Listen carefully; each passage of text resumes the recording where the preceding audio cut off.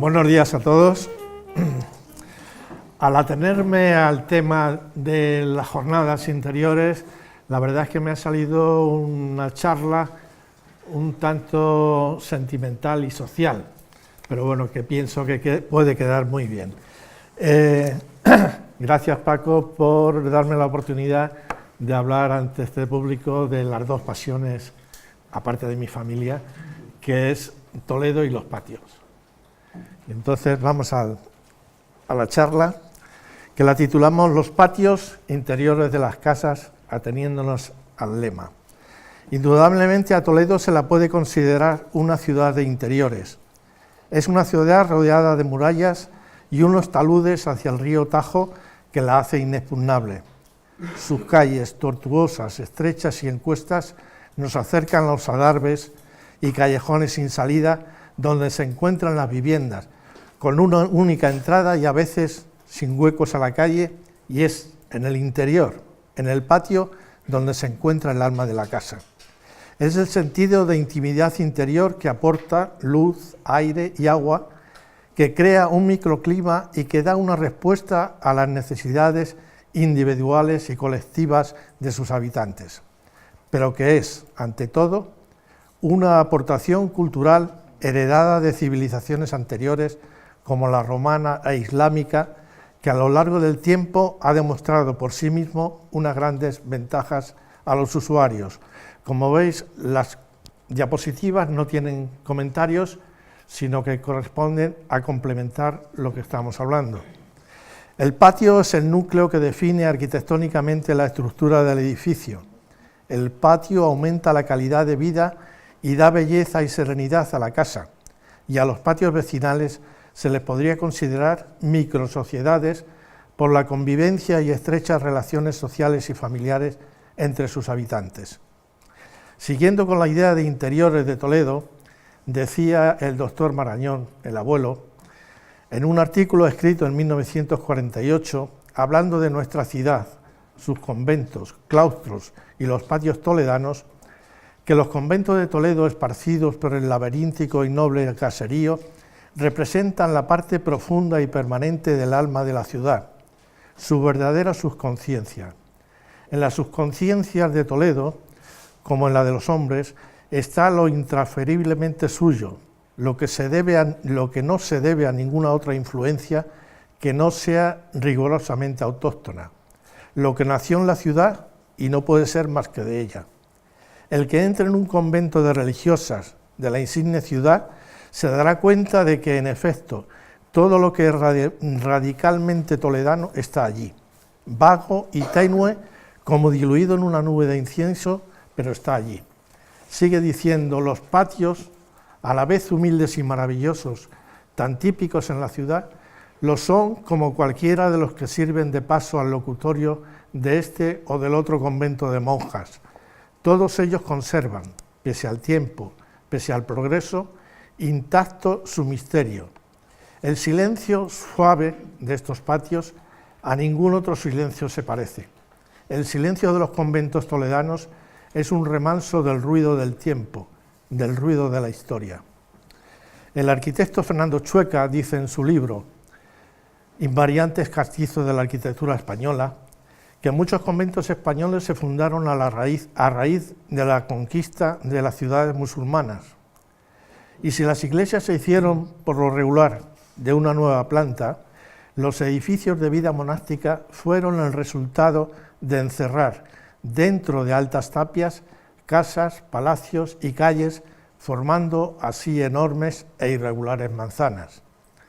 De este proceso surgió la ciudad típicamente española, que bien podemos llamar ciudad-convento. La ciudad-convento es la ciudad entre tapias, la ciudad interior. Un caso de espacialidad reclusa que tiene su origen en el claustro y el patio y que responde al sentimiento de intimidad de la vida musulmana. Efectivamente, a Toledo se la puede considerar una ciudad-convento, aunque hayan ido desapareciendo, como antes se ha dicho, algunos de los 23 conventos que existían en el siglo XIX y que muchos se han transformado en edificios oficiales o universitarios. En estos conventos de Toledo existía un testimonio vivo y actual de la antigua espiritualidad de nuestra ciudad, conservadores además de un rico patrimonio histórico-artístico, reliquias históricas de tiempos pasados de vida interior que mantienen el carácter de aquella época con sus reglas monásticas y el ora, el labora, en las que a veces el torno era el único contacto con el mundo exterior. Todos estos conventos se encuentran hoy en día, como decíamos ayer, en perfectas condiciones gracias a la gran labor que está realizando el Consorcio de la ciudad de Toledo, en su rehabilitación y mantenimiento de este gran patrimonio de la ciudad, por el bien de Toledo y por el bien de la humanidad. Otra cosa es la vida interior del convento, la falta de vocaciones en las que solo Dios puede intervenir. Casi todos los conventos tienen más de un patio, en este caso llamados claustros, que vertebran, como veíamos ayer también, toda la vida del convento, en su comunicación horizontal, distribuyendo a todas las dependencias, refectorio, capilla, sala capitular, clausura, etc. Los claustros, lugares de recogimiento y clausura, reciben nombres tan sugestivos como del laurel, de los naranjos, del rosal, de las procesiones, del silencio, etc. El convento de San Clemente, que veíamos ayer, que ocupa una gran manzana formando un pentágono irregular, gracias a sus patios y claustros, convierte toda su edificación interior en crujías regulares. Esto es Toledo, patrimonio de la humanidad, una ciudad actual con una estructura medieval, heredada de la época musulmana, transformada en mudéjar en la época cristiana. Una ciudad colina de topografía accidentada y habitada desde la época del bronce. Está rodeada por el Tajo por 3 de sus lados, sur, este y oeste, y por el norte más de 2 kilómetros de muralla con sus puertas y puentes. Su centro histórico tiene 125 hectáreas, siendo el mayor de España y uno de los mayores de Europa. Toledo es el resumen más completo e importante de la historia de España y un museo permanente de arquitectura dentro de sus murallas, como se puede contemplar en sus más de 100 monumentos, aparte de cerca de 800 edificios con valor de interés patrimonial. Y por eso, y por su histórica influencia en el mundo, fue declarada en 1986 por la UNESCO Ciudad Patrimonio de la Humanidad. Sin presunción alguna, pero sí con total orgullo, como se aprecia en el plano inferior, hay que empezar por repetir las palabras del informe de ICOMOS para su declaración. Como Roma o Florencia, todo intento de inventario del patrimonio monumental de Toledo constituiría una apuesta imposible. Hay que recordar que el 25 de mayo de 1085, Alfonso VI conquista la ciudad de Tula y Tula, sin guerra ni destrucción, solo por capitulación, y esa ciudad morisca durante más de 3 siglos pasa a manos cristianas. Muchos altos dignatarios militares, funcionarios musulmanes, dejaron la ciudad y se fueron con lo opuesto, es decir, las casas humildes o palacios pasan a manos de los conquistadores, gentes venidas del norte del Reino de León y muchos franceses, francos, que incluso formaron un barrio especial para ellos, y con algunas variaciones, así es como llega hasta nosotros una ciudad de aspecto medieval en el siglo XXI. Seguro que todos conocemos alguna ciudad actual de Marruecos o del Magreb y sabemos cómo se vive en ellas, qué elementos componen sus medinas, y cerrando los ojos podemos ver a Toledo en versión cristiana. Es una ciudad donde la historia y el arte no son fenómenos aislados. Junto a un edificio islámico puede encontrarse otro mudéjar, gótico, renacentista o barroco. Esta evolución abundante de estilos es lo que la hace ser una ciudad, conjunto histórico-artístico, única en el mundo. Cuna del mudéjar, la ciudad está llena de edificios con sabor islámico, realizados en época cristiana, donde los alarifes moriscos imponían su estilo. Hay en algunos conventos unas inscripciones en caracteres cúficos que dicen Alá es grande, solo no hay más Dios que Alá, y es un convento de monjas. Todas estas circunstancias hacen que la Casa Toledana tenga una idiosincrasia muy particular. Las parcelas de su edificación suelen ser alargadas, entre medianerías y muy irregulares, de una única y a veces estrecha fachada, y nadie puede imaginar, como veíamos ayer en el Callejón del Abogado, que en una casa de aspecto tan sencillo, tras una fachada a veces inexpresiva y normal, sin apenas huecos a la calle, puede encontrarse una maravilla así, un patio toledano. A través de mis palabras y las fotografías proyectadas podemos ir descubriendo desde el pasado a la actualidad lo que el patio ha significado y significa para la ciudad de Toledo.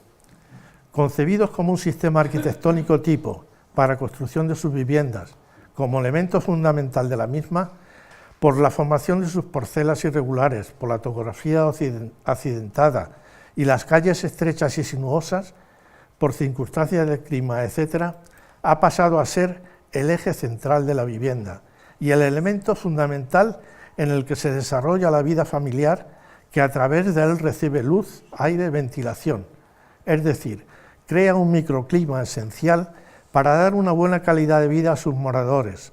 Más que un oasis urbano, como yo lo he definido, es un oasis de vida, como lo ha definido Paco Carvajal. Se puede decir que los árabes evolucionaron y mejoraron la tradición griega y romana del patio mediterráneo. La casa islámica con patio no es algo realizado al azar, sino fruto de unas ideas y unos conocimientos muy bien pensados y estudiados, y un trabajo mejor realizado. La orientación del patio es muy importante. Por ejemplo, en Toledo, clima en invierno, frío en invierno, están orientados al mediodía, dejando la parte superior sin edificar, las típicas solanas, para que los rayos del sol penetren más profundo en los patios. Veíamos dos comparaciones ayer, uno que tenía 3 plantas sin dejar la solana y entraba poca luz. El siguiente que vimos, la verdad es que entraba el sol, aunque no lo había casi, al mediodía. En verano en el patio es donde se remansa el fresco y denso aire nocturno. Hay corrientes de convección a través del zaguán, crean un chorro de aire que ventila la casa y la mantiene fresca. Los pórticos y las galerías, además del toldo, las plantas, fuentes, surtidores, mantienen los patios frescos y agradables. El agua es muy importante en los patios, gracias a la aportación de los pozos y aljibes. Las formas rectas y sencillas son las más agradables para los patios, que organizan toda la distribución de la casa. Es importante también la relación entre la superficie del patio y la altura de las fachadas. Volvemos a citar los dos ejemplos de ayer, uno con 3 plantas y otro con 2. Las diagonales desde el alero último del tejado hasta el fondo del patio deben oscilar como mucho entre 50 o 65 grados. Por debajo serían muy apaisados, perdiendo la calidad ambiental del patio. Y por encima sería como un pozo, como esos patinillos de ventilación modernos en los edificios actuales. El zaguán, el patio y la escalera conforman el esqueleto de la estructura de la casa y son los elementos que reciben la mayor carga artística y decorativa. Las plantas, los azulejos, las galerías con sus alfarjes, balaustres y canecillos, los hierros forjados en rejas de ventana y sobre aljibes son como una tarjeta de presentación de los habitantes de la casa. Los patios desahogan la estrechez de la vivienda, que permite tomar el sol en invierno y calman los calores en verano. El patio poseía y creemos que sigue poseyendo una función social muy importante en la relación de las familias, en el intercambio de experiencias y problemas. Los verdaderos reyes de los patios eran las mujeres y los niños, que era donde se desarrollaban gran parte de su vida. No solo los grandes palacios o casonas importantes de Toledo tienen patios, sino también las casas más sencillas y humildes, pero lo más importante de todo es que el patio es algo que pasó, no es algo que pasó, que tuvo una moda y desapareció, sino que está aún vigente en Toledo, después de más de 1000 años, con la rehabilitación de viviendas unifamiliares y de apartamentos donde el patio sigue siendo un elemento importante, no solo de reclamo para la venta de las viviendas, sino como utilización diaria de sus propietarios. Todos están orgullosos de decir que están viviendo en una casa con patio del siglo XV, XVI o XVII y que en su dormitorio tienen un alfarje policromado y en el salón una yesería mudéjar. Todo esto es posible aún en Toledo. Toledo está lleno de casas, casonas, palacios y conventos, con patios donde el tiempo parece que se ha parado y la prisa ha desaparecido. En nuestra ciudad existen patios de clara influencia islámica, con restos y elementos, los que no pudimos saber ayer, con restos y elementos muy identificados y con una estructura en la que se aprecia la evolución hasta nuestros días. La mayoría son de época mudéjar medieval y también de épocas posteriores, como góticos, renacentistas, barrocos y hasta modernistas. ¿Cuántas venturas y desventuras podrían contarnos sus muros? El patio, corazón de la casa, era el lugar de juegos sosegados de los niños y de las largas historias relatadas por los abuelos. Pero sobre todo el patio, durante siglos, ha sido el escenario de las faenas cotidianas de la mujer. Entre las frescas paredes enjalbegadas, lavaba y tendía la ropa, y en las apacibles horas de la tarde cosía y bordaba, cuidaba sus macetas y sus flores, y lo más importante, conversaba con las demás mujeres, se expresaba libremente, paliando así el pasivo papel social que le otorgaba la vida exterior. Las mujeres en sus faenas cotidianas siempre cantaban, las canciones se escuchaban continuamente, el patio tenía una vida especial, familiar, alegre y sencilla. Los niños de mi generación crecimos oyendo canciones en los patios, melodías grabadas para siempre en la memoria. Hoy día se canta menos y sobre todo nos comunicamos menos. Los patios de Toledo, más bien sus concursos anuales, han contribuido a la recuperación social de la ciudad, recuperando la memoria de muchos toledanos que viven fuera del centro histórico y fuera incluso de Toledo. Es muy frecuente escuchar a muchos visitantes toledanos en los días de concursos decir: en esta casa nació mi padre y allí en la galería de arriba estaba la vivienda de mis abuelos y yo venía por aquí cuando era pequeño y jugábamos, vaya, un poquito de agua, por favor, y jugábamos en este patio con otros niños vecinos de la casa.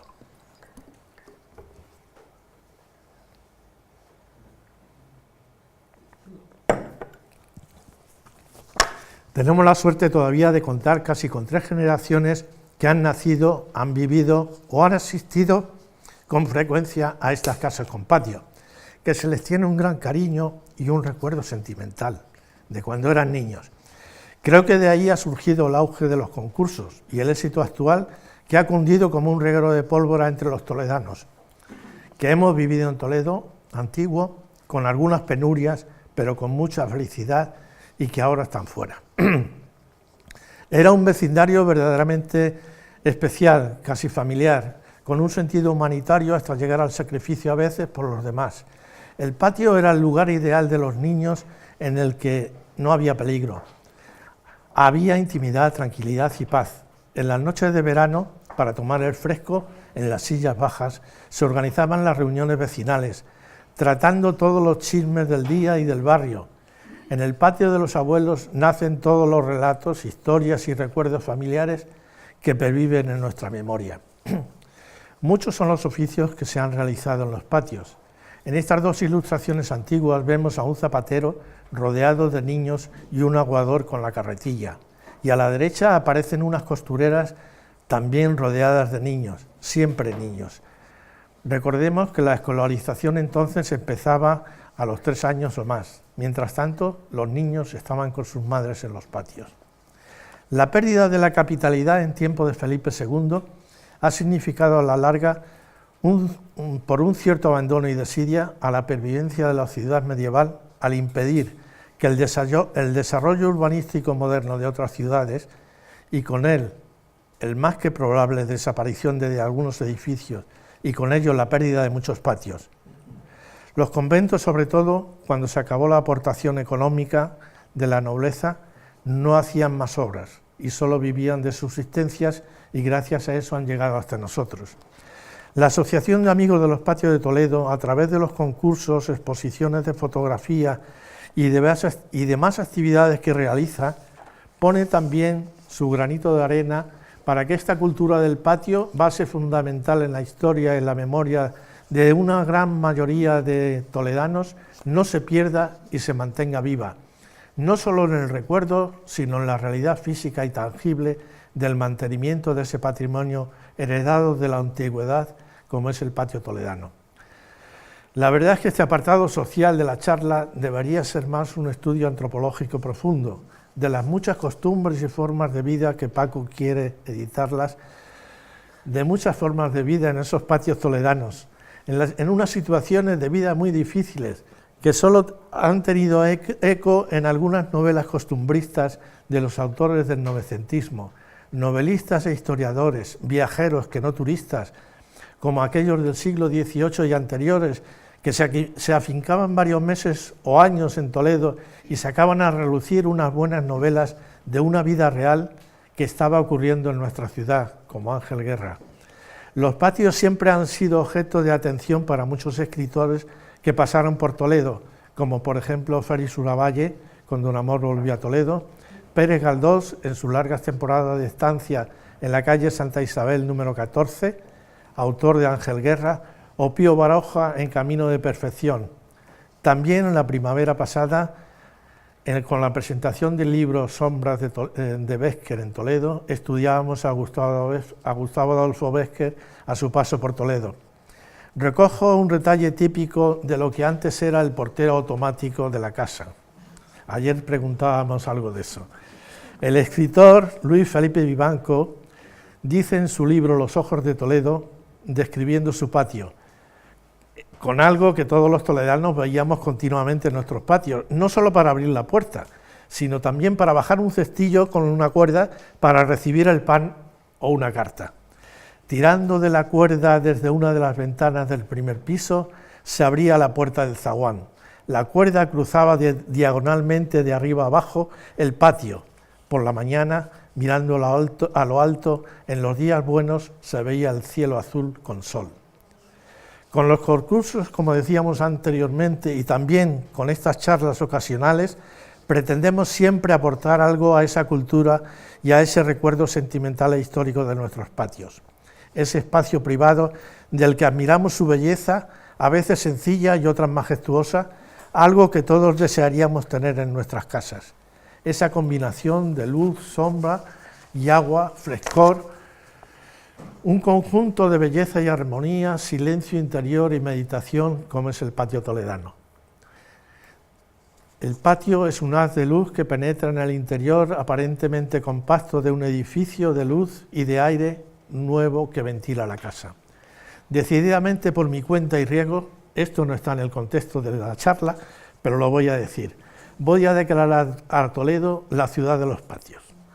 Puedo asegurar que no hay una ciudad que tenga más patios que Toledo. Me refiero a patios patrimoniales como los que hemos estado viendo, incluso en las diapositivas, de arquitectura culta y cumpliendo lo que hemos estado viendo y oyendo en esta charla, no patinillos de ventilación de 3x3 que existen en muchas ciudades. Los patios más modernos que se rehabilitan hoy día en Toledo pueden ser del siglo XIX y de ahí descendemos hasta el XIV. Tenemos localizados y fotografiados entre claustros y patios cerca de 400, con la seguridad de que faltan muchos más por localizar. Esto no existe en ninguna otra ciudad. Según el Plan Especial del Centro Histórico de Toledo, los patios ocupan una superficie de 6 hectáreas, casi un 5% de la superficie de la ciudad. Son cerca de 900 edificios catalogados entre monumentos y patrimoniales, y casi el 80% estoy por asegurar que tienen claustro o patio.